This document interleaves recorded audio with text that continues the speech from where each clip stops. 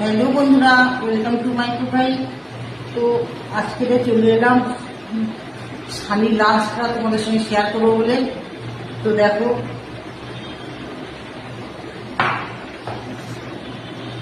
এই দেখো সানির lunch ready করে রেখেছি। সোয়াবিন, গাজর আছে, আলু সেদ্ধ আছে, পেঁপে সেদ্ধ আছে। আর কালকে পূজা টুজা গেছে বলে আর মাংস আনা হয়নি, এই যে একটা ডিমের পোচ করে দিয়েছি। ও ডিমের পোচ খুব ভালোবাসে। তো চলো এখন ওর কাছে যাই, তোমরা দেখতে থাকো।